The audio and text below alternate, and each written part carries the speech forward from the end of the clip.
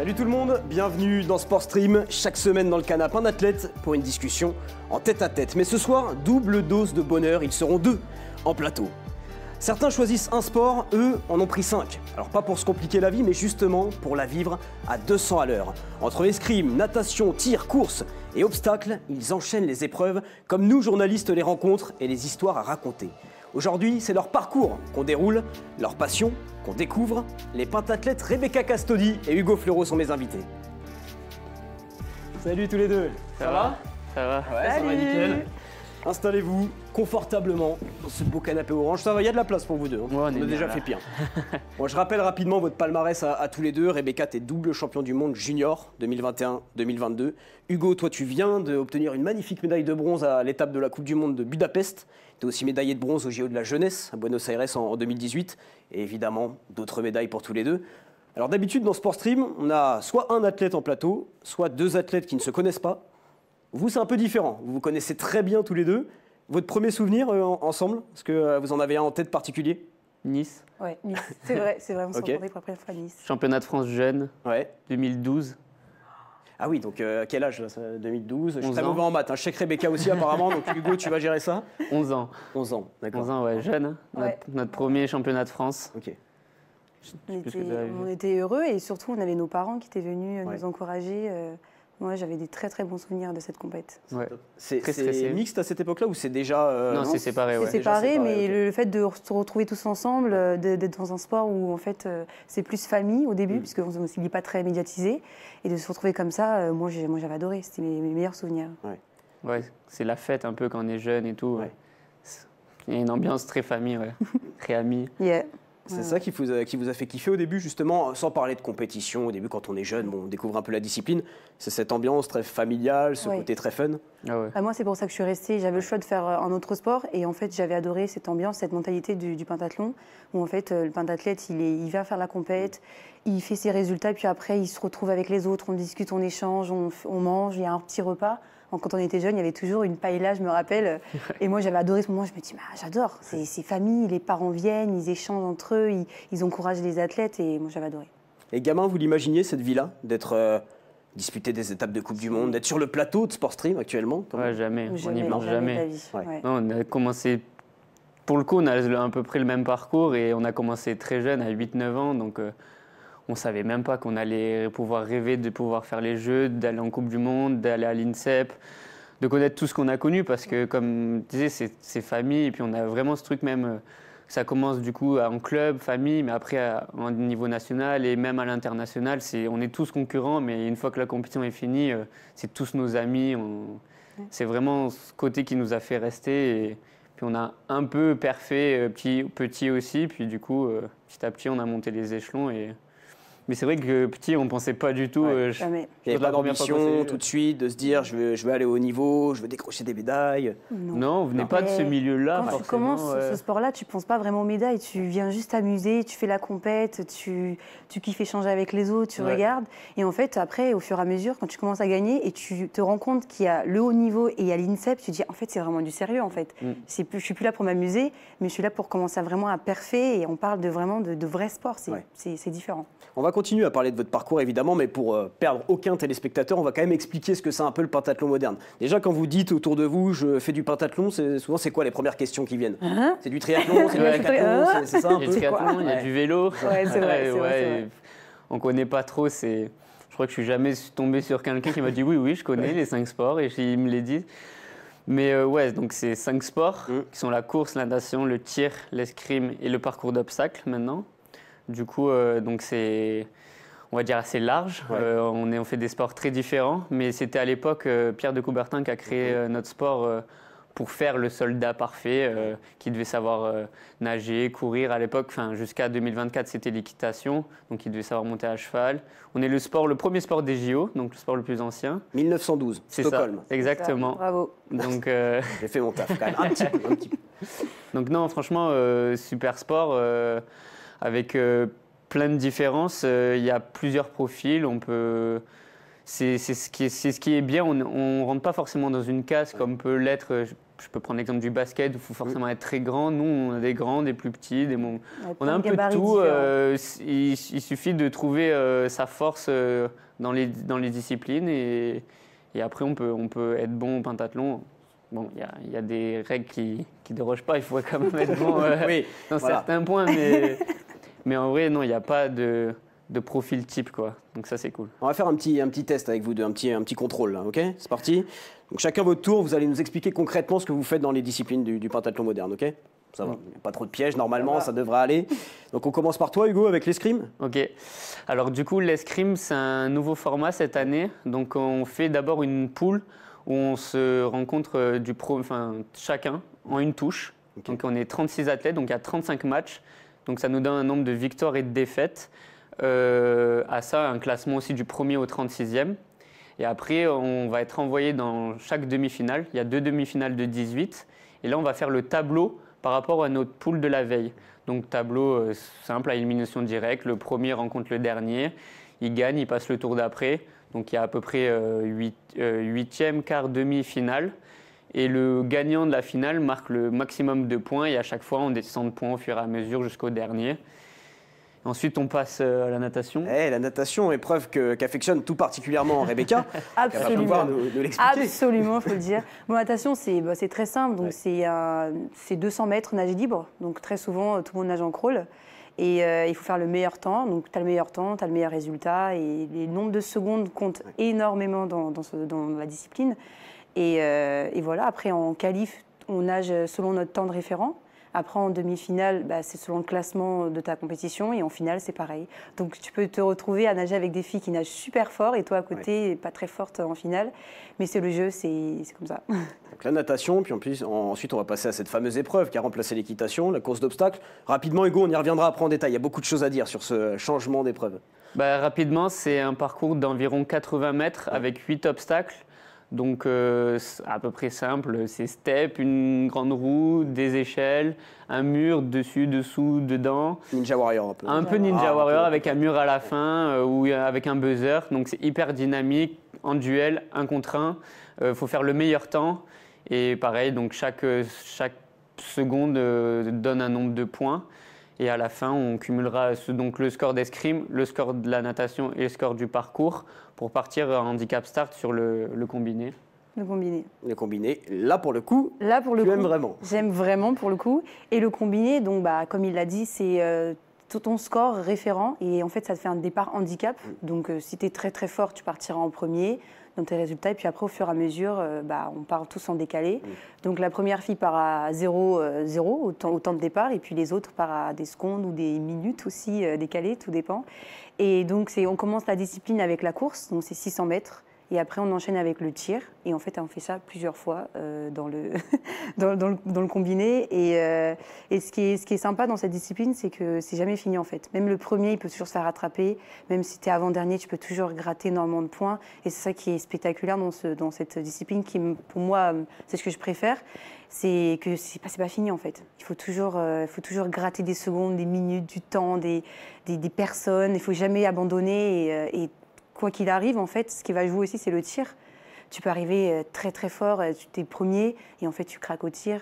Et l'autre derrière, il arrive après, il n'a pas de pression, il tire super vite et il court, quoi. Donc moi j'adore, c'est spectaculaire ce sport. Et pourquoi tu affectionnes autant le laser run? J'ai l'impression que ça correspond bien à ton caractère aussi, un peu le calme avant la tempête. Ouais, c'est ça. En fait, je suis quelqu'un d'assez faux folle, donc quand je cours, je réfléchis pas. Je pose mon cerveau. Je cours, je pars super vite. Je pars super vite. Je me dis, il faut que je rattrape le plus de personnes possible. Et quand j'arrive au tir, je me dis, bon là, tu récupères le cerveau.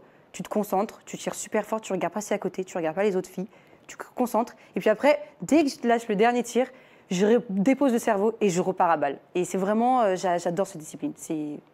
D'accord. Et toi, Hugo, là, un point fort, un point faible je dirais que mon point fort, c'est de ne pas avoir de point faible. Oh là là. Oh, le boulard. Non, j'ai pas de gros points forts. Il n'y a pas une discipline où, comme Rebecca, par exemple, au combiné, où elle est vraiment au-dessus des autres athlètes. Moi, j'ai pas vraiment une discipline où je suis au-dessus, mais dans toutes les disciplines, je suis plutôt bien classé. Ouais. Ce qui fait qu'à généralement, à la fin de la journée, je suis bien classé. Et je suis assez content parce que du coup, je n'arrive pas dans un sport où je me dis mince, ça va être compliqué. Là, comment ça va se passer aujourd'hui En natation. Je l'ai un peu en parcours cette année parce que c'est la découverte. Mais du coup, ouais, non, c'est là où je suis content, ouais, c'est que j'ai assez une bonne régularité dans toutes les disciplines, quoi. Et comment tu l'expliques ça? C'est parce que tu as commencé tôt le pentathlon et tu t'es un peu spécialisé dans chaque... Je pense que ça joue dans le fait que ouais, j'ai commencé tôt. Du coup, forcément, j'ai un peu tout essayé assez tôt. Et quand plus on essaye jeune, plus on a un peu des facilités, on va dire. Mais après, je sais pas, la chance. Hein. Non, ouais. Justement, on parlait du fait que tu as commencé tôt. Rebecca, merci beaucoup, qui m'a envoyé quelques petits dossiers sur toi. Ouais. On peut regarder quelques petites photos quand même d'Hugo. Voilà, qu'il est mignon. Ça devait être ma première compétition. Oh là là. Ah oui.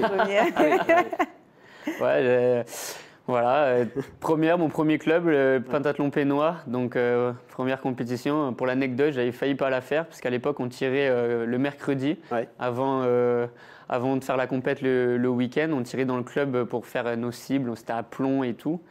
Et j'avais pas bien fait mes devoirs et ma mère m'a dit tu iras pas au sport cet après-midi. Elle appelle le coach et le coach m'a sauvé. Elle dit mais c'est compétition cet après-midi, il faut qu'il vienne. Voilà. Et heureusement qu'il a réussi à négocier, il a bien fait. Bien fait. Mais c'est intéressant parce que Rebecca, tu parlais de la compétition tout à l'heure en disant que rien n'était jamais terminé. Ouais. C'est aussi ça peut-être le plus dur dans une journée de... Alors maintenant c'est plus sur une journée, on le précise aussi, c'est 90 minutes, c'est très très rapide, vous enchaînez toutes les épreuves. Cette capacité à faire reset quand ça s'est mal passé, à tout de suite se dire bon, ok, je mets ça de côté, j'enchaîne avec la suite. C'est ça le plus dur. En fait, on l'apprend au fur et à mesure des années du pentathlon. Ça ne se font pas comme ça tout de suite. Mais moi, je dirais oui, aujourd'hui, j'arrive à reset tout de suite, en fait. J'arrive à me dire, bon, c'est pas fini, tu as fait de l'escrime.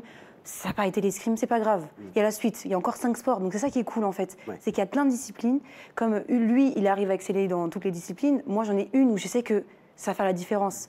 Les autres, je suis en dessous de la moyenne, mais j'arrive avec les dernières disciplines, je me dis voilà, j'ai toujours du positif, je sais que 90% je vais me donner à fond et ça va le faire. Donc il faut apprendre avec ces disciplines à passer à autre chose très vite, mais quand tu passes à autre chose, tu te focalises que sur ça en fait, à fond. Tu dis aujourd'hui, ça veut dire que ça n'a pas toujours été le cas? Non, parce que on a commencé quand tu étais petit. Quand tu rates une escrime, tu es au bout de ta vie, tu n'as même pas envie de continuer. Tu as envie de dire c'est bon, c'est fini, je vais finir dernier, c'est sûr, tu te mets super mal. Et en fait, non, aujourd'hui, non, c'est jamais fini. C'est jamais fini. Et justement, c'est ça qui est intéressant, c'est de voir, tu t'apprends aussi toi-même à dire jusqu'à où je pourrais arriver en fait, jusqu'à où je pourrais terminer en étant par exemple avant-dernier. À quelle place je pourrais finir? Et ça, c'est hyper intéressant. Ouais, on est tout le temps en apprentissage. Parce qu'on a connu finalement... Là, on a fait des mêmes, on a fait beaucoup d'échecs aussi. Et chaque compétition, on apprend. C'est tout le temps un apprentissage. Là, on le voit encore avec le parcours. On ne fait que apprendre. Et puis, on a un sport quand même pas mal à maturité. Finalement, il y a 50% le physique, mais on se rend pas compte, il y a aussi 50% le mental. Et justement, ce reset, sortir de l'escrime, il y a toujours quelque chose qui va nous faire rager. Ça joue toujours à des détails, le pentathlon. Donc, ça peut pencher d'un bon côté ou du mauvais côté. Mais il faut toujours essayer de garder un peu ce mindset positif pour justement que ça penche du bon côté. Des fois, une escrime, ça peut se jouer à une touche, ça passe pas. Bon, c'est pas grave, on se penche direct sur le parcours, on se reconcentre. Et si ça s'est bien passé à l'escrime, un peu moins au parcours, c'est pas grave. En fait, tant qu'on n'a pas passé la ligne d'arrivée, il peut tout se passer en pentathlon. On a déjà vu tellement des choses folles dans un sens comme dans l'autre. Donc on sait que tant qu'on n'a pas passé la ligne d'arrivée, c'est jamais fini. Et vous bossez là-dessus avec des préparateurs mentaux, je sais pas, vous avez peut-être vos petits tips à tous les deux quand ça va mal, quand il y a des doutes un peu dans une journée de compétition. Enfin, ça va rapidement maintenant, 90 minutes, on le rappelle. On n'a plus trop le temps de réfléchir. Il n'y a plus trop le temps de cogiter, mais c'est peut-être un mal pour un bien finalement. Oui, c'est vrai. Physique, mais au moins ton esprit est focus. À l'époque, on commençait à 8h, on finissait à 20h, on avait le temps de cogiter. Chaque épreuve, il y avait 2 heures. Donc là, maintenant, on rentre, on est dans une machine à laver, 1h30, et puis ça continue. Mais c'est bien, on a un peu on travaille avec des préparateurs mentaux. On a nos familles aussi, on est plutôt bien entourés, donc ça c'est bien. On a nos coachs, donc on est entouré pour justement pour nous soutenir. On sait qu'on n'est pas seul malgré tout dans cette un peu aventure. Ouais. Et après, tu crées des habitudes aussi. Quand tu pars en compète, tu fais par exemple, avant de partir, tu prépares tes épées. Il y en a qui vont acheter des produits, il y en a qui vont se faire des coiffures, il y en a qui... Enfin bref, moi tous les deux des petites... Ouais, moi j'ai des petits tips où quoi, pour moi c'est... je vais faire mes cheveux, je vais me faire une nouvelle coloration, je vais faire mes ongles, je vais ranger mes habits dans une façon que si je ne fais pas dans cette façon-là, je me dis, ça va pas aller, je ne vais pas aimer. Mais c'est des choses comme ça que tu crées et finalement, en fait, tu te sens bien toi-même. Te mettre en confiance. Ouais, c'est ça. Et même en compète, quand j'arrive dans la chambre, je sais qu'il faut que je range d'abord mes affaires, il faut que j'ai acheté des bouteilles d'eau, il faut que j'aille appeler ma famille ou comme écouter une musique. Chaque athlète a son rituel, comme j'appelle ça. Les colorations, Hugo aussi, finalement. Voilà, la photo là avec la teinture blonde, toi aussi. Compliqué celle-là. Ça, c'est un raté. Non, mais oui, pareil, c'est vrai que moi, je vais faire un dégradé. Je fais pas une coloration. Je l'ai faite une fois, ça a été un échec. Mais moi, je sais que par exemple, la veille, je me rase et c'est un moment où ça y est, je me rends focus. Ça y est, c'est le début de compétition. Je me rase, il y a la musique. Je sais que là, ça y est. Là, on est dans la compète, c'est parti. Et on a un peu on a des tocs en fait. Les athlètes de haut niveau en général, vous êtes quand même bourré de tocs. On peut avoir plein de tocs, que ce soit l'escrime, la façon dont on rentre sur la piste, comment on réagit. Mais finalement, tous ces tocs nous font nous mettre dans une bulle familière où on se sent bien. Et du coup, c'est en confiance et pour sortir un peu de tout ce stress qu'il y a. Et on se crée ces routines justement pour éviter de trop stresser. Et pour ça, il y a aussi la musique. Oui, ça en fait partie. D'ailleurs, je vous ai demandé à tous les deux une petite musique. Alors, Rebecca, toi, tu écoutes une musique pendant les compètes, ou avant les compètes. Maintenant, c'est peut-être un peu rapide. On peut l'écouter en régie? Je l'aime bien en plus, cette musique. Ça rappelle des souvenirs. Voilà. Eh oui, la musique de la Coupe du Monde 2010, c'est vrai, on le glisse dans l'oreillette. Oui, pas un bon souvenir pour l'équipe de France, c'est vrai. Mais je pense pas à ça. Explique-nous ce choix. En fait, la musique, elle est crescendo en fait, dans le rythme. Et aussi, j'imagine une personne rentrer dans un stade et tout le monde crie, tout le monde est heureux. Et toi, ça te procure une sensation de... j'ai envie de voler en fait, j'ai envie de voler, j'ai envie de crier, j'ai envie d'exploser, j'ai envie d'être contente. Et c'est mon moment, c'est mon bonheur, que je rate ou pas. J'ai ma musique, je suis trop contente. Et cette musique-là, elle me rappelle toutes ces sensations... J'ai envie de danser là. Vas-y, exprime-toi. J'ai voulu épargner ça. Et puis donc Hugo, toi alors je connaissais pas cette musique Move de Adam. Ouais. Voilà, est-ce qu'on l'a en régie? Oui, on l'a bien sûr. Donc toi tu m'as dit par contre t'es pas trop musique. En fait j'écoute de tout. J'ai pas de musique spéciale, je peux passer vraiment du coq à l'âne, j'écoute n'importe quoi. Et ça j'aime bien, ça. Je suis un mec du Sud, donc... La fête. Donc j'aime bien, en fait ça me rappelle le soleil, la détente, ça permet d'être un peu moins stressé. C'est quelque chose qui te met dans un mood un peu souriant. Et c'est assez important de ne pas trop être fermé en compétition parce que finalement plus on est ouvert, plus on est content, finalement plus les choses s'ouvrent à nous. Donc j'aime bien me mettre dans un mood plutôt sympa. Ouais, c'est vrai que c'est important de prendre du plaisir pendant la compétition. Ouais. On a eu pas mal d'athlètes médaillés olympiques, Manon Apiti-Brunet, que vous connaissez sûrement, Danny Dan, le breakdancer, et tous vraiment m'ont dit que la clé de la réussite, la clé de leur médaille, c'était parce qu'ils ont kiffé en fait. Ouais. Ils ont kiffé, ils ont pris du plaisir. Vous le ressentez aussi ça? C'est l'élément vraiment indispensable. En pentathlon, j'ai l'impression que c'est encore pire parce qu'avec ces 5 sports, plus on prend de plaisir, plus on s'amuse, plus on sent bien, plus on va perfer. Ouais. Ce qui peut être très difficile à faire, non Rebecca? Parce que là on le dit comme ça. Il y a des gens qui n'arrivent pas à faire ça, qui n'arrivent pas à positiver, qui n'arrivent pas à sourire, parce qu'ils sont hyper focus sur une chose gagner, et en fait finalement ça ne marche pas. Et donc quand tu commences à aimer ce que tu fais, tu souris, tu kiffes, tu rigoles avec les autres, tu n'es pas trop fermé non plus. Après tu vois, on est fermé quand on a des tocs, mais finalement si tu arrives à extérioriser aussi, c'est hyper important de savoir faire ça. Et moi je trouve il faut le faire. C'est important de kiffer et d'aimer ce que tu fais et de te dire je suis là, c'est mon moment. Voilà, c'est mon moment, je kiffe, je fais la fête, c'est important.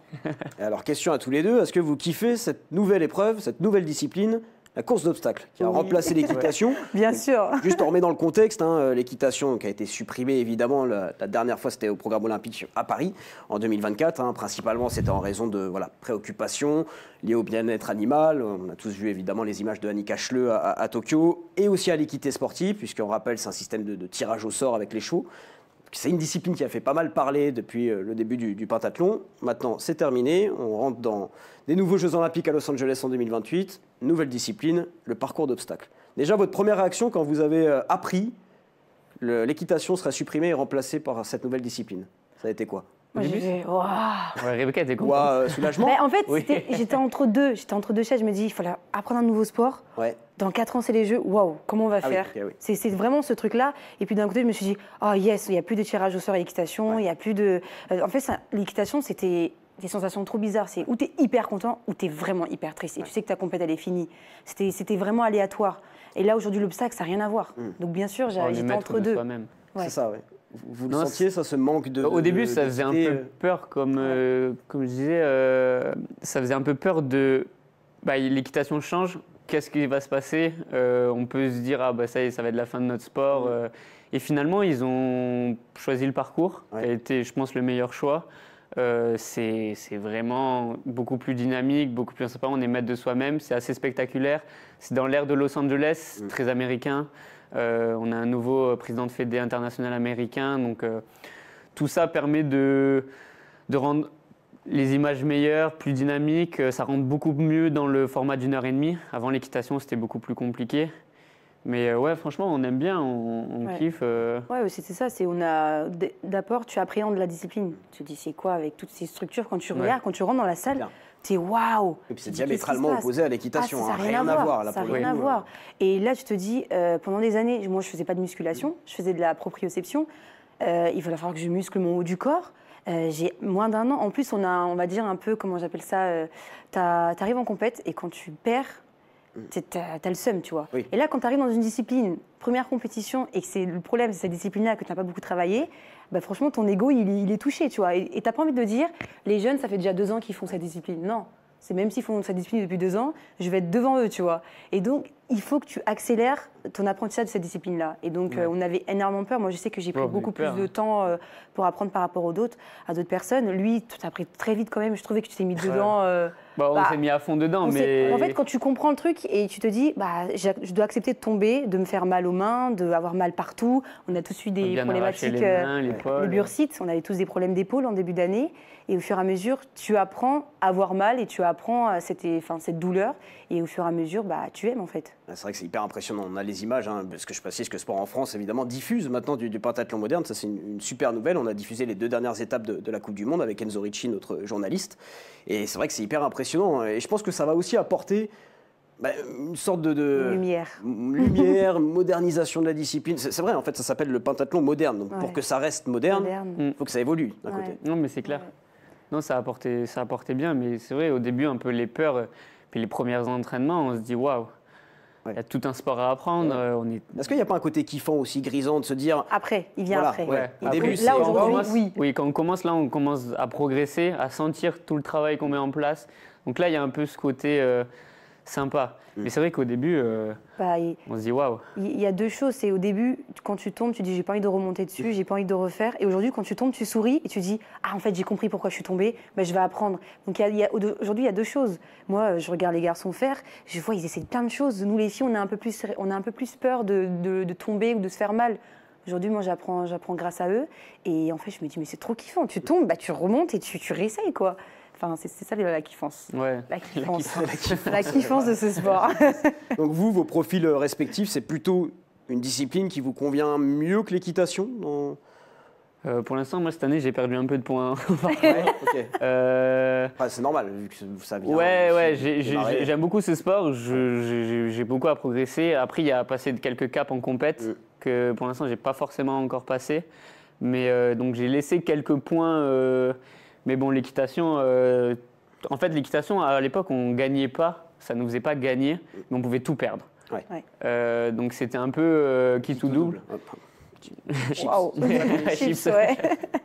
Mais ouais, du coup, c'est vrai que alors que maintenant, on peut vraiment gagner des points. Les meilleurs, ils prennent vraiment une belle avance. Ils ont mis en plus une notation de points assez élevée pour justement que tout le monde s'y mette à fond et s'entraîne dessus, qui je pense est une bonne chose. Mais du coup, c'est vrai qu'il y a quelques écarts pour l'instant au début.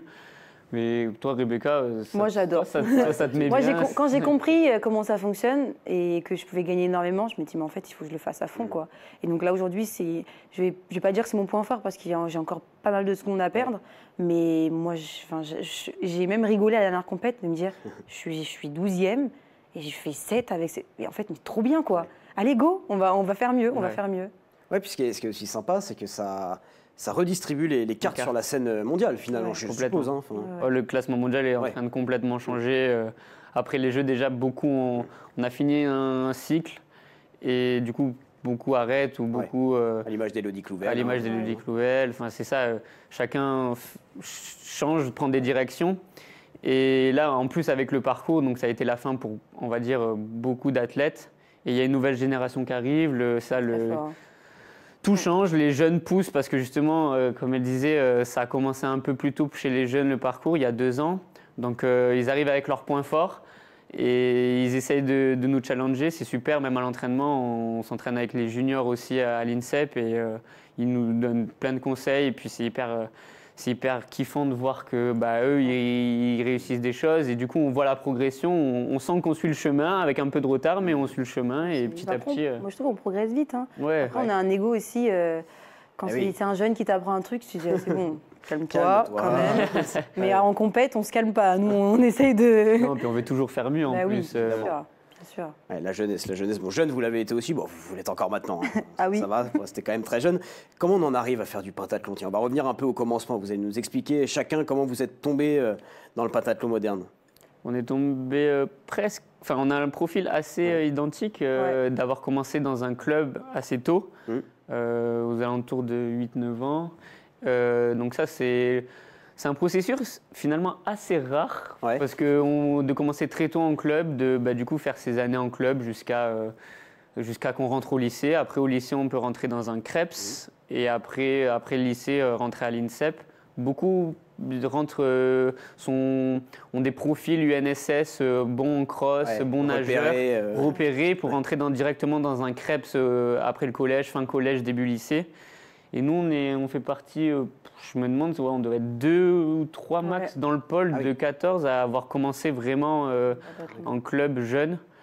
Donc il y a plus des profils UNSS qui sont repérés, très forts en aérobie, puis on apprend les sports techniques. Nous, finalement, on a commencé tout jeune. Oui, parce que c'est vrai, d'habitude, le pentathlon, c'est pas forcément la discipline où on va tout de suite quand on est très jeune, donc on commence par d'autres et on se fait repérer, et après on bascule vers cette discipline. C'est ça. Donc, comment vous deux vous retrouvez à faire du pentathlon très jeune? Moi, pour ma part, je faisais plein d'activités quand vraiment petite. Hein. Je faisais plein d'activités. Mon père en avait trop marre de me déposer à gauche, à droite dans Paris. Et un jour, il y avait une journée des sports, il présentait le pentathlon. Et mon père a dit, mais c'est génial, c'est au Stade de France, c'est là, au même endroit, mais je vais la déposer, j'espère qu'elle sera fatiguée en la déposant. Et vraiment, c'était le truc parce que je suis hyper active et donc j'ai besoin de me calmer en fait. Et donc le matin, il me déposait, à 11h, il me récupérait à 18h, mais j'étais fatiguée après. Le plan et ça parfait marchait. pour les parents. Et ça marchait, mais pour le coup, quand j'ai commencé, je faisais pas d'équitation parce que quand t'es jeune, je commence pas l'équitation. Et moi, je faisais le pentathlon et l'athlon en même temps parce que c'était le club qui était ensemble, ils étaient à côté. Et donc j'ai commencé comme ça. Et c'était dans le club, donc on faisait des petites compètes à gauche, à droite. Puis après, on t'est repéré, on te disant ouais, bon là, tu peux rentrer en équipe de France jeune. Et donc tu rentres en CREPS. Donc moi, je suis rentrée en CREPS après 7 ans dans un club à Noyon. Oui, Noyon en Picardie. Noyon en Picardie, voilà, il faut préciser. Bravo pour ça, Rebecca. Pas facile. Pas facile, mais j'ai passé mon brevet, mon bac là-bas. J'adorais le monde du Nord, entre guillemets. Et puis après, on m'a pris à Aix-en-Provence. J'ai beaucoup galéré à rentrer en CREPS parce que mon problème, c'était la natation. Donc j'avais vraiment du mal à progresser en natation. Et je suis arrivée à Aix, et en fait, de l'année de 1 an, donc c'est quand même un exploit. J'ai fait 1 an en pôle France, et au bout de 1 an, on m'a pris après à l'INSEP parce que j'ai fait mon titre. Et voilà, c'est comme ça que je suis rentrée. Mais quand tu es jeune, au départ, tu kiffes juste. Oui, c'est ça. Tu te laisses porter. Après, quand on t'apprend qu'il y a une structure de haut niveau, que tu peux faire les jeux, tu te dis, mais en fait, ça devient du sérieux, là. Ouais. L'INSEP, ça a été un peu le rêve, c'est peut-être l'objectif vraiment numéro 1. Toi aussi, Hugo, tous les deux, dès que j'ai pris conscience qu'il y avait ça, je me suis focus que dedans. Quand on rentre au CREPS, avant de rentrer au CREPS, on ne connaît pas vraiment. Puis après, en rentrant au CREPS, il y a un peu ce... Ah ouais, là, c'est là où s'entraînent vraiment les meilleurs, là où il y a les plus forts. Du coup, ça devient tout de suite un objectif, un rêve. Moi, pareil, j'ai commencé petit, du coup, c'est ma mère qui avait une collègue de travail qui, son fils, faisait ça. Et j'étais un peu pareil, j'étais un peu actif. On me disait toujours, ah, t'as 3 poumons, tu cours partout. Et du coup, j'aimais bien faire plein de sports et j'ai commencé. Puis petit à petit, on est arrivé là aujourd'hui. Mais c'est vrai que quand on commence, on ne s'attend pas. Hein. Puis on ne connaît pas. Mes parents n'étaient pas sportifs de niveau, les tiens non plus. On ne connaissait pas le processus, tout l'univers, comment ça se passe. On a découvert sur le tas, année après année, et ça s'est bien passé. Hein. Il y a aussi les sacrifices avec la famille, parce que les parents, il y a deux choses. Est-ce qu'ils te laissent aller? Le problème, c'est que les études, on va dire, quand tu fais du haut niveau, tu fais moins de cours que les autres. Hein. Après, par contre, il faut que tu sois 100% concentré quand tu es à l'école. Et donc, il y avait ça aussi. Les parents ils disent, ouais, bon, c'est comment les études? Mais moi, je vais faire du sport de haut niveau, donc il faut que tu arrives à faire les deux. Et c'est pas tous les parents qui comprennent ça. Et nous, on a vraiment eu de la chance. Nos parents, ils étaient à fond dedans, malgré qu'ils n'ont pas fait de sport de haut niveau, même pas de sport du tout. Et franchement, ils étaient hyper indulgents. Et moi, ils m'ont fait confiance. C'était vraiment la confiance. Et tu t'épanouis dans ton sport, mais il faut qu'il y ait des choses à côté. Il faut qu'il y ait le diplôme, il faut qu'il y ait le brevet, le bac. Et après, tu fais ce que tu veux. Voilà. Et vous, comment vous l'avez vécu, le déracinement familial? Ça a été compliqué ou pas, arriver à l'INSEP? Moi, j'ai adoré. Hein. Mes parents, ils me reprochent de pas assez les appeler, la même chose. C'est plus eux qui parfois... c'est plus compliqué pour eux, pour nous. Même pour les vacances, tu rentres quand? Là, c'est férié. Il n'y a pas de férié chez nous, ça n'existe pas au niveau. Mais voilà, finalement, tu t'y fais. Après, ce qui change aujourd'hui, c'est ta famille. C'est ça, ta famille. C'est ton coach, tes collègues, tout le monde. En fait, tu crées une famille, c'est notre quotidien. Et maintenant, aujourd'hui, on me dit, est-ce que tu changerais ça avant? Je dis jamais de la vie. J'aime trop mon processus, comment j'ai avancé dans le haut niveau. Et que ma famille me fait à 100% confiance et qu'ils comprennent et qu'ils m'appellent au bon moment. Quand ça ne va pas, je les appelle. Il n'y a qu'eux qui peuvent sécher mes larmes, mais à distance. Et c'est comme ça qu'on a un lien. Du coup, on est plus proche d'eux par téléphone, par texto, je pense, que d'autres personnes. Ils ont beaucoup aidé. Et quand on rentre, on ne parle pas de sport. Hein. Tu parles d'autre chose. Mais c'est super, ça, je pense aussi, parce que quand tu grandis dans une famille où tu as des parents qui ont été sportifs de haut niveau, qui baignent dans cet univers-là, c'est dur de couper, en fait. Tu rentres, on parle de sport, on te demande tes résultats, on est un peu sur ton dos. Alors vous avez cette chance, je pense, on a les deux mêmes mentalités de ne pas faire 100% sport. À l'époque, à un moment, je m'entraînais à l'INSEP, je dormais à l'INSEP, je mangeais à l'INSEP. Ça a très vite été compliqué. On aime bien avoir notre soupape à côté, des moments où on ne parle pas de sport, des moments où on fait autre chose. Et c'est pas tout le monde il y en a qui adorent être à 100%, mais je sais que nous deux, par exemple, on aime bien justement avoir d'autres moments pour justement, quand on est dans le sport, être à 200%. Et kiffer, du coup. Et kiffer. Mais à d'autres moments, on fait autre chose. On va avoir des amis qui ne parlent pas de sport. Comme quoi, vos loisirs, vos activités, on veut en savoir plus sur vous. Je ne sais pas. Moi, j'ai beaucoup d'amis, et ma copine d'ailleurs, qui ne font pas de sport. Qui vraiment, donc je parle jamais de sport avec eux. Et j'adore ça parce que finalement, ça me coupe. Ça permet d'être un moment où je coupe. Bon, au fur et à mesure, on parle quand même un peu de sport parce qu'ils apprennent au quotidien avec moi. C'est toujours un peu compliqué. Mais j'aime ça. Avec des amis, on va...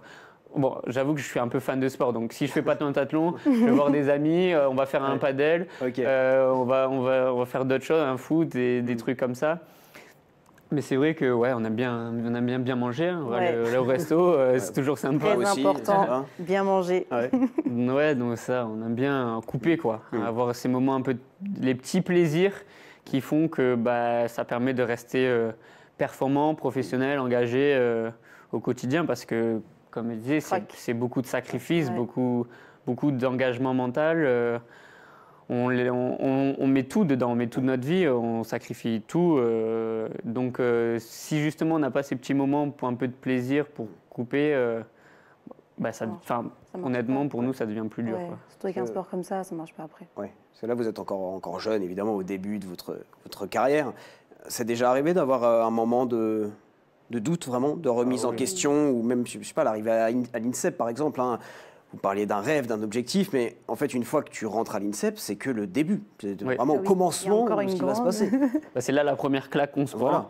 Parce que finalement, on arrive, c'est un premier objectif, puis dès l'instant où on y arrive, on dit, t'as rien fait, c'est le début en fait. Là, T'es personne, tu viens juste de commencer à faire un peu de sport. Et parmi des stars aussi, des fois il y a des idoles aussi que t'apprécies beaucoup et tu te retrouves face à eux, qui ont un équilibre de vie impressionnant. Il y en a qui calculent tout, hein, et moi je ne juge pas ça. Et nous, on essaie de faire différent, mais nous, le fait de faire 5 sports, bah, on ne peut pas faire comme eux, quoi, c'est pas possible.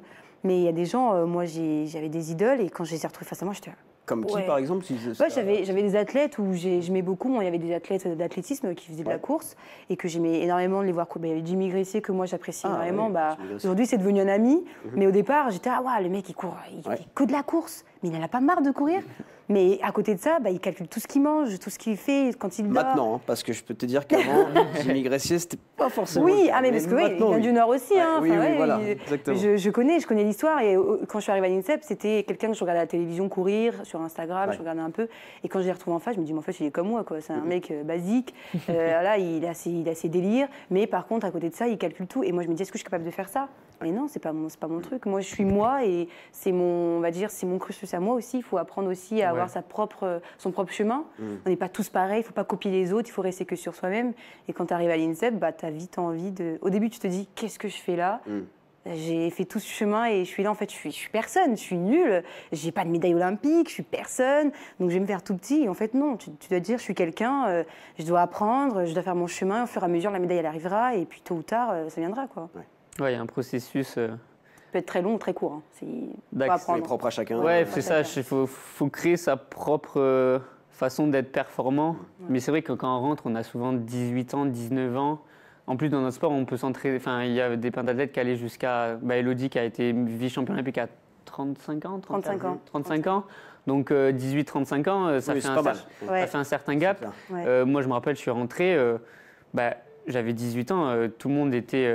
Il y en a qui avaient des enfants, ils étaient tous mariés ou avec une copine. T'es perdu un peu au départ. Et du coup, au début, j'habitais à Aix-en-Provence, du coup, j'étais au Crêpes d'Aix-en-Provence, on monte à Paris, nouvelle ville, nouvelle vie.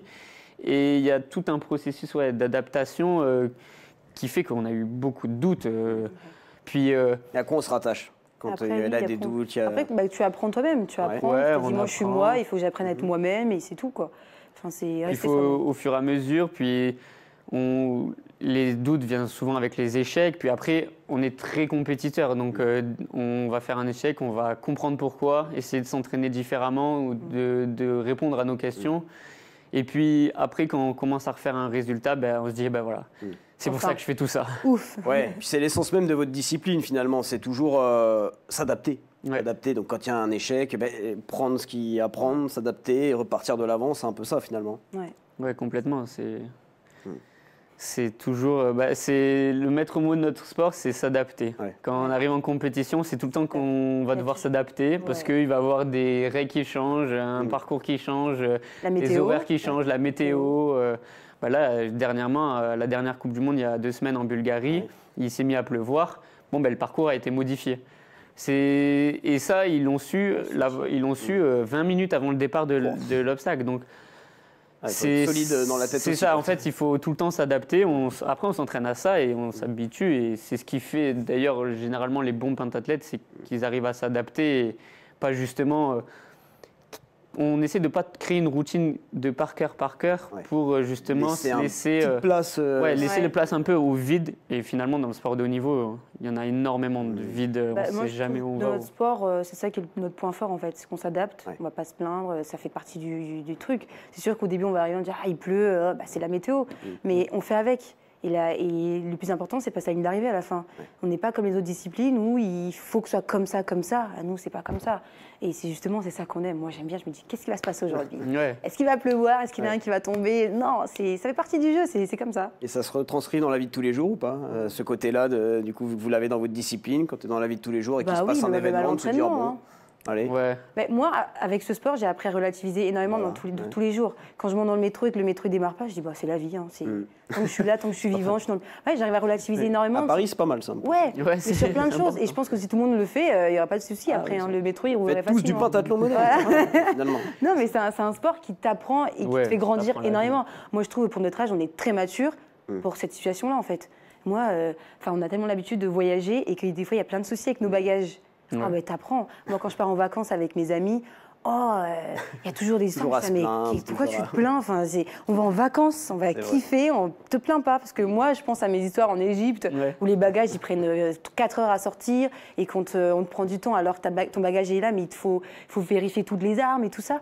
Ben, en fait, tu réalises énormément dans ta vie tous les jours. En fait, tu te Qu'on plains est pas, beaucoup plus chill. Ouais, tu c'est ça, tu Ouais, relativises, vraiment, comme tu as dit. relativises vraiment énormément. Ce qui peut être chiant des fois. Moi, ma copine, elle me dit Trop serein. trop chill. Ouais, des fois là, c'est. Recadre un peu. Non, mais tu vois, Rien nous. Tout nous passe. Enfin, pas tout Ouais, nous c'est passe, ça. mais bon, on a compris que de toute façon, que ça allait se passer comme ça. Donc, Mais- qu'on s'énerve ou pas, c'est pareil. Oui, c'est clair, c'est la bonne réaction parce que on a tendance à bloquer sur des choses qu'on contrôle pas souvent dans la vie. À figer dessus, à se dire ça m'embête, Mais en fait, faut juste accepter que tu contrôles pas ces choses-là et laisser passer l'orage et te dire c'est bon. clair.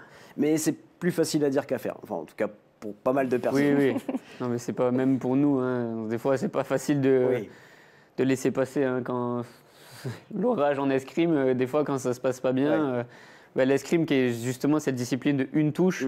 Donc, on rentre tout le monde et il y a vraiment cet aspect. Au-delà de la technique, c'est l'aspect mental du. En fait, on se le crée tout seul un peu le bon jour et le mauvais jour aussi. Ça se passe pas bien.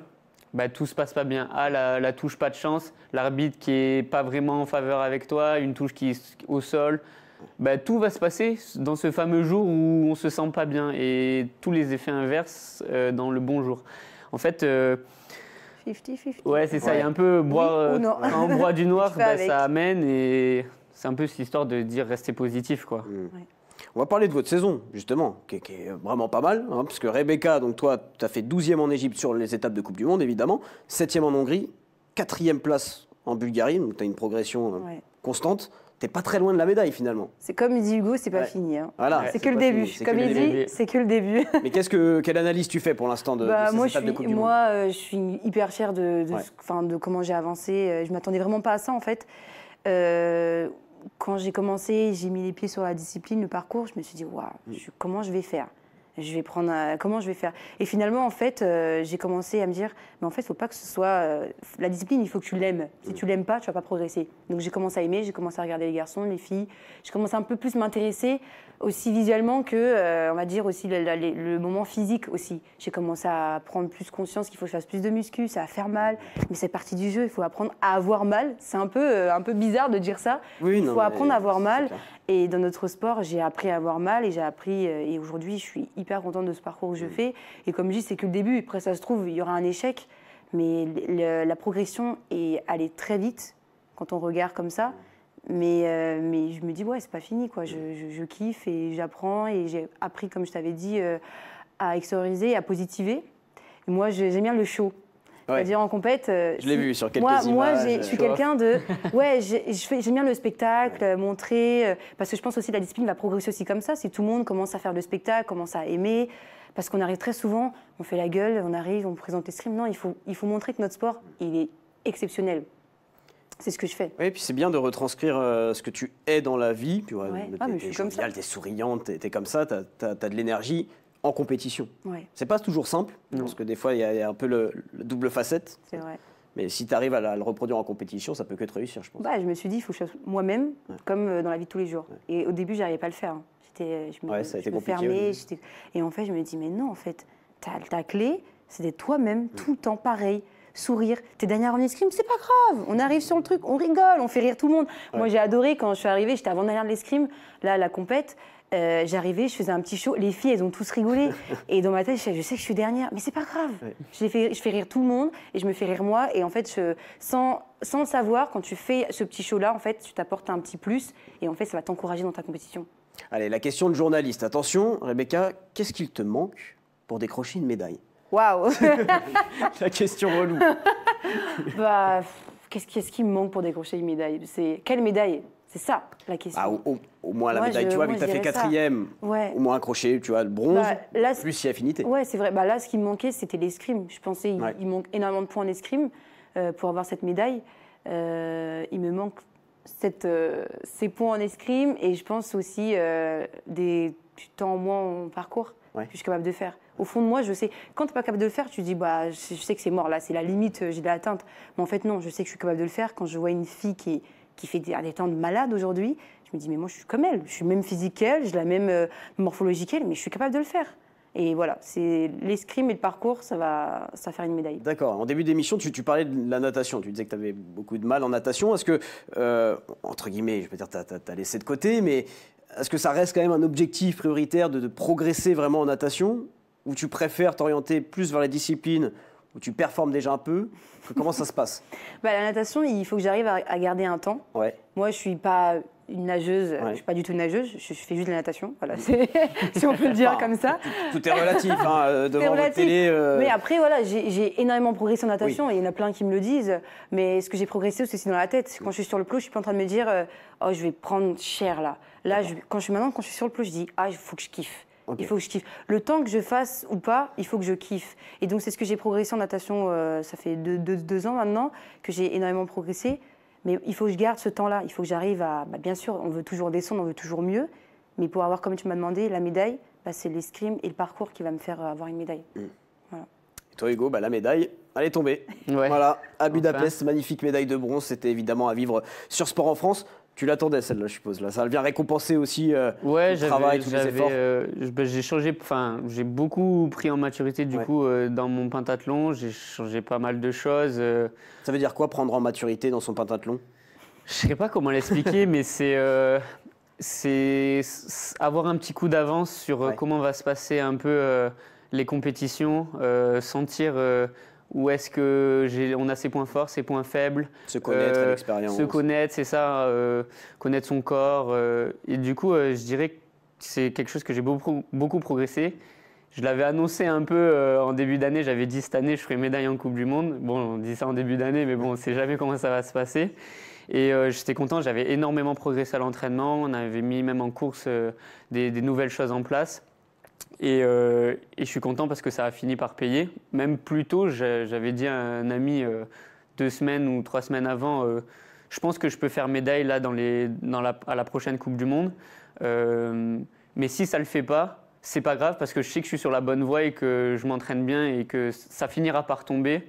Et finalement, c'est tombé direct à celle d'après. Et on s'est revu une semaine après. Il m'a dit, tu vois, tu m'avais dit, c'est tombé direct.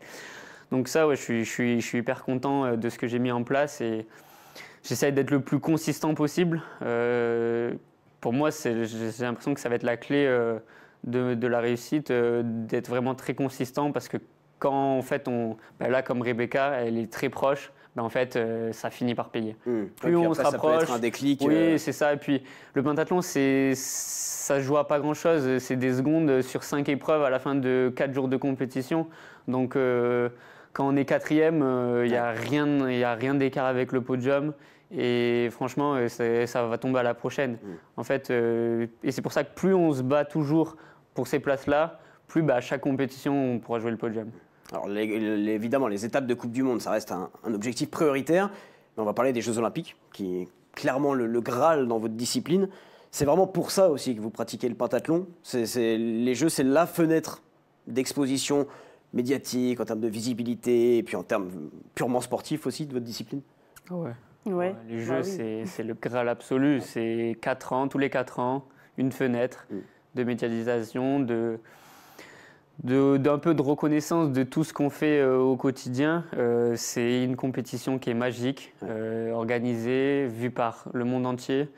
Donc vraiment, c'est pour ça c'est notre rêve absolu de faire les Jeux, c'est notre rêve de ramener une médaille. En vrai, on se lève tous les matins pour faire une compétition. Moi, si on me dit tu annules toutes tes médailles, toutes tes compètes pour une médaille au jeu, mais je signe maintenant. C'est vraiment ce qu'il y a de plus beau et plus fort, quoi. Ça rajoute un peu de pression, ça, Rebecca, de se dire que dans votre discipline, pour briller aux yeux de tous, j'ai envie de dire, parce que dans votre discipline, évidemment, si vous faites champion du monde, champion d'Europe, on va quand même parler de vous, mais pour le grand public, c'est les Jeux. Le pentathlon, c'est les Jeux Olympiques. Ça rajoute une petite pression supplémentaire de se dire qu'on a une opportunité tous les 4 ans, et puis il faut se qualifier, évidemment, il y a tout un processus en amont. Comment vous le vivez, vous, en tant qu'athlète? Bien sûr, il y a une pression, parce que tu le dis, pendant 1 an, parce que tu as plein de compétitions dans l'année avant les Jeux, et pendant 1 an, il faut que tu sois performant à ce moment-là. Si tu as le malheur de te blesser, au fond de toi, tu sais que c'est fini, quoi. Après, comme on dit dans le pentathlon, rien n'est fini jusqu'à ce que tu dépasses la ligne d'arrivée. Mais les Jeux, c'est pas pareil. C'est les Jeux, il faut être performant, même le jour des Jeux Olympiques. Et avant d'arriver aux Jeux, le plus difficile d'arriver aux Jeux, c'est de se qualifier pour les Jeux. Après, quand tu es aux Jeux, tu perfs à ta manière. Ouais. Tu as ton moment de gloire, tu as ta kiffance, voilà, comme je dirais. Mais le plus dur de faire les Jeux, c'est de se qualifier aux Jeux Olympiques. Et ça, nous, on l'a testé. On était dans le groupe olympique avant les Jeux de Paris et on l'a testé. C'est pas la même atmosphère quand les Jeux se préparent. Les gens ne sont pas pareils, les athlètes ne sont pas pareils, les coachs. C'est complètement différent. Et donc, tu as cette petite pression de dire il faut que je sois parfait. Et personne n'est parfait. Mais il faut que je sois que ce jour-là et tu n'as pas le choix, en fait. T'as vraiment pas le choix. On était dans le bain un peu avec manque de maturité et de connaissances. Je suis arrivé un peu du jour au lendemain au championnat d'Europe et on était 4 Français. Et d'un coup, on me disait si là tu fais premier Français, tu as un ticket pour les Jeux. Ouais. Bon, je suis arrivé à la compète, j'ai jamais autant stressé de ma vie, je pense. Comme ça. Hein. Ouais. T'es vraiment... Mais parce qu'on manquait de maturité, on manquait de connaissances. C'est un peu ce que je disais. J'avais pas un coup d'avance. Là, je savais pas du tout. J'allais dans l'ombre absolue. Je savais pas comment la compète pouvait se passer. Et notre compète se passait bien, mais après, en France, on a quand même un gros budget, on a beaucoup de monde, il y a une grosse densité, donc faut être bon, c'est bien, mais il faut être plus que bon pour pouvoir aller aux Jeux, quoi. Et le projet olympique, là, il se construit déjà maintenant. On est à 3 ans des Jeux, un peu plus. Je pense que la différence des Jeux de Paris, c'est qu'on nous a parlé un peu plus tard. C'est les gens sur les médias et sur la télé, on voyait partout les Jeux Olympiques, mais nous, quand on s'entraînait, moi, on arrivait plus tard sur le... Ouais, on arrivait plus tard et en fait, il y avait la porte qui était ouverte pour nous et du coup, on allait tout de suite dedans sans vraiment savoir dans ce qu'on se lançait en fait. Et moi, au fur et à mesure, je me dis, mais en fait, il faut être réaliste. Tu as 2 filles qui sont hyper fortes et toi, on te met dedans parce qu'on dit, bon, allez, on pense que tu es capable, mais au fond de toi, on sait que non. Et donc, tu te lances quand même, tu joues le jeu, tu testes, tu y vas sans vraiment savoir où tu... Et en fait, quand tu n'y arrives pas, tu es hyper déçu de toi. Ça fait un truc au cœur quand même. C'est un peu justement ce qu'on disait, l'objectif, on nous le présente. C'est peut-être possible. Mais dans le fond, c'était un peu une quête, pas impossible, mais... on n'avait pas toutes les armes dans nos mains. On n'a pas le matériel, on n'avait pas les armes et on n'avait pas cette maturité aussi. Nous, on est allés parce que on s'est dit, vas-y, on va jouer le jeu. Peut-être un jour ou l'autre, ça peut marcher, tu vois. Mais pour le coup, ça n'a pas marché. Mais voilà, on a appris. Du coup, on a un truc en avant sur les autres, c'est qu'on était dans le groupe olympique. On a cette maturité qu'aujourd'hui, on l'apprend. Et aujourd'hui, pour les prochains Jeux, je pense qu'on est prêt. On est prêt dans la tête et physiquement à s'entraîner, à s'engager. Et on a pris conscience de ce que c'était les Jeux olympiques à Paris, de l'enjeu que ça, de se qualifier, la difficulté aussi, mentalement et physiquement, et aussi après l'échec. Quand tu n'es pas qualifié, il y a un échec aussi derrière, parce que tu te détruis toi-même. Tu te détruis. Et en fait, là, aujourd'hui, on parle des prochains Jeux, tout de suite, dès maintenant. Voilà, là, on est prêt, en fait. Oui, c'est une frustration qui se transforme en moteur, en fait, c'est ça, pour l'après. Tout à fait. Et vous en parlez aussi avec les pentathlètes qui ont déjà disputé des Jeux Olympiques, Elodie Clouvel, Mario Tezza et plein d'autres. Vous communiquez beaucoup avec eux sur ça, comment gérer cette expérience olympique. Aujourd'hui, Marie s'entraîne de temps en temps avec nous en escrime. Moi, je sais qu'après les Jeux, j'ai parlé avec elle, je lui ai demandé, j'ai posé plein de questions. Comment tu as ressenti le truc, comment ça s'est passé. Nous, pour le coup, on a eu 2 filles qui ont eu 2 événements différents aux Jeux. Tu as une qui a fait des médailles et Marie qui a chuté en équitation. C'est 2 mondes différents. Et donc, je trouve que c'est hyper intéressant d'avoir les 2 avis différents de ces 2 filles, pour moi, qui sont hyper exceptionnelles et qui ont brillé au jeu. Et il ne faut pas qu'elles soient déçues ou quoi que ce soit. Enfin, c'est énorme, déjà, de se qualifier aux Jeux Olympiques. Tu es en finale, ça n'a rien à voir. Pour nous, c'est le Graal. Et bien sûr, on a hâte d'y aller, on a hâte de se qualifier. Et puis le meilleur nous reste. Enfin, c'est à nous aussi de créer on continue à créer notre chemin. Et de prendre en maturité. Et là, je pense que d'il y a 1 an à aujourd'hui, j'ai pris énormément de maturité, ça n'a rien à voir. Et puis Los Angeles, toi tu vas kiffer, toi quand même le show, le spectacle, là, tu vas être servi. J'ai hâte. Et les Jeux de Paris, vous les avez regardés quand même? Vous étiez devant la télé? On était sur place même. Sur place, oui. On allait voir. Moi, personnellement, je ne suis pas allée voir parce que j'ai été... j'ai eu C'était trop dur? Non, c'est pas que c'était trop dur, c'est que pour moi, si je vais au jeu, c'est pour moi. C'est pas pour quelqu'un d'autre. Ah oui. C'est comme ça que je me suis mis depuis toute petite. Participer, quoi. Ouais, je veux participer pour mon sport. pour revoir les autres sports, ça me dérange pas.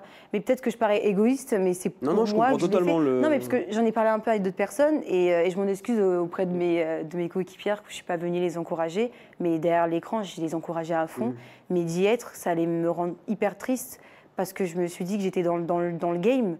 Et en fait, non, je n'étais pas dans le game, j'étais très loin du game aujourd'hui, hyper loin quand on regarde. Mais quand tu es dedans et tu participes, tu te dis, ouais, je peux me qualifier. Et quand tu n'y es plus, tu te dis, en fait, non. Je suis hyper loin. Elles font des résultats de malades, elles sont hyper exceptionnelles. Et ça fait des années. Tu regardes le nombre d'écarts d'années, on a. Ouais, c'était consistante. Enfin, voilà, ça n'a rien à voir. Elle tournait tout le temps autour du podium. Ouais. C'était forte. Hein. Et l'âge aussi, dans le sport, l'âge aussi compte énormément. Plus c'est quoi l'âge de... tu parlais de maturité, l'âge de maturité au pentathlon, s'il y en a un. Je dirais 25-30 ans. 25-30 ans, c'est le prime. Ouais. Okay. Parce que tu contrôles ta compète, tu contrôles tes émotions. Et t'es encore physiquement... T'es bien. T'es bien, ouais. Les objectifs pour la suite de la saison, là, rapidement, parce qu'on est déjà bientôt à la fin de l'émission, ça passe extrêmement vite. On aura 2 petits cadeaux là, à la fin de l'émission pour tous les deux. Les objectifs de la saison. Moi, objectif, monter sur le podium. Ouais. Pour moi, c'est première médaille, ça serait énormément bien parce que ça fait 3 ans là que j'ai pas fait de médaille, que j'étais blessée et je me remettais beaucoup en question. Et en fait là, aujourd'hui, je kiffe. Après, je veux une médaille comme tout le monde. Je suis montée sur le podium, mais je veux cette médaille en souriant et en étant fière de moi du parcours que j'ai fait. Et Hugo ? Ouais, pareil, une médaille. Après, j'aimerais bien lever la banderole. Ça serait... C'est pas le même niveau, mais... Ouais, si, ça se joue à des détails. Ouais, c'est sûr. En vrai, j'aimerais bien gagner un titre, que ça soit World Cup Final, Europe ou Monde. Ce serait déjà un grand pas, une grande saison et ça permettrait de poser les fondations de justement cette Olympiade de 4 ans et travailler la confiance et préparer les JO, quoi. Et puis nous refaire cette teinture blonde quand même, non ? C'est possible ça ou... Pas trop le piquer sur ça, doucement. Si je me qualifie au jeu, on allez, voilà, c'est dit sur le plateau de Sport en France. Moi j'annonce le programme, la finale de la Coupe du Monde du 4 au 6 juillet à Alexandrie sera diffusée sur Sport en France. Alors on diffusera seulement la grande finale qui sera le 6 juillet.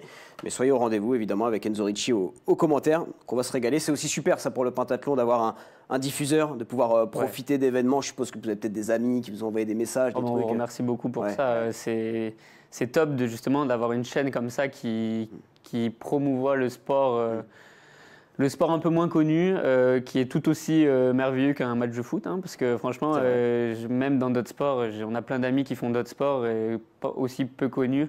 C'est génial. Donc non, merci pour cette chance et on espère que vous allez kiffer. Nous on kiffe. Restez connectés à la télé. C'est que le début. Ouais, exactement.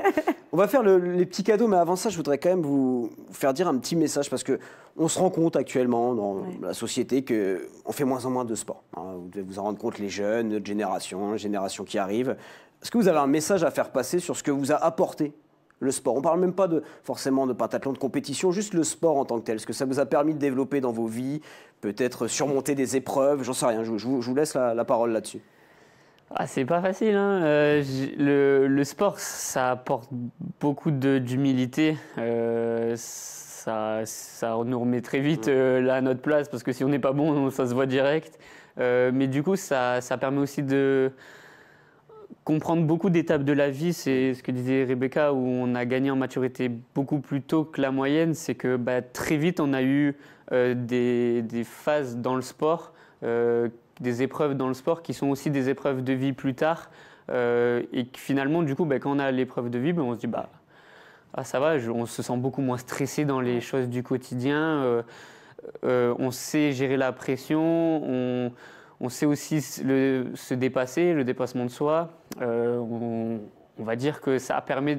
En fait, le sport, c'est la vie à côté. Et les choses sont un peu démultipliées dans le sport.